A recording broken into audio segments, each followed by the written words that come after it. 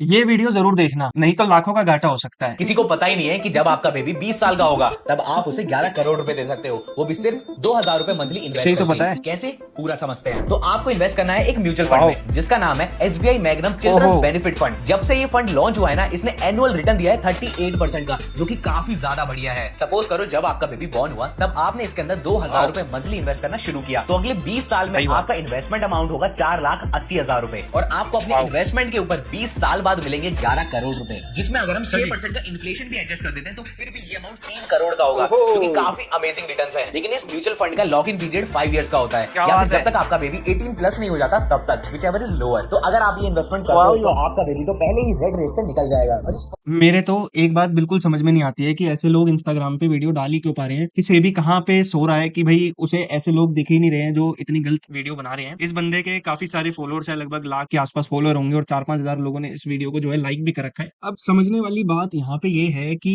Reality क्या है भाई। रियलिटी ये बन जाती है, यहाँ पे बंदा बोल रहा है कि सिप करोगे अगर 2000 रुपए महीने की, और उसमें 20 साल अगर आप पेमेंट करते हैं, तो वो ऐसा प्रेजेंट कर रहा है कि इसमें जो है 11 करोड़ रुपए मिलेंगे। 11 करोड़ कोई छोटी रकम नहीं होती। 4,80,000 रुपए दे के 11 करोड़ मिलने लग गए तो फिर हर आदमी कमाना ही छोड़ देगा। 10-5 हजार रुपए की एसआईपी करेगा, 20 साल में 50-60 करोड़ रुपए मिल जाएंगे। तो ऐसे बचकानी बातों से बचें और इस तरीके के इन्वेस्टमेंट स्कैम से बचें। किसी को मिल जाए तो बता देना, या 2,000 लगा के म्यूचुअल फंड्स के अंदर किसी को मिले हो तो बताना 11 करोड़ पिछले 20 सालों में। तो मेन बात यही है, ऐसे स्कैमर से बचें। अगर आप जो है 2,000 रुपए महीने की एसआईपी करते हैं और उसको 20 साल के लिए पे करते हैं, तो आपके 4,80,000 रुपए जो हैं आपके जाएंगे। और अगर इस पे 12% का रिटर्न आता है तो आपको सिर्फ और सिर्फ 18.5 लाख रुपए मिलेंगे। और अगर जो 15% का रिटर्न इस पे बनता है तो आपको 26.5 लाख रुपए मिलेंगे। और अगर जो है 18% का इस पे रिटर्न बनता है तो इस पे 38 लाख रुपए के करीब मिलेंगे। अब काफी सारे लोग कहेंगे भैया आपने तो 18, 12, 15 पे रिटर्न पे बता दिया, वो बंदा तो जो है हमें 38% रिटर्न दे रहा है। ठीक है जी, पहली बात तो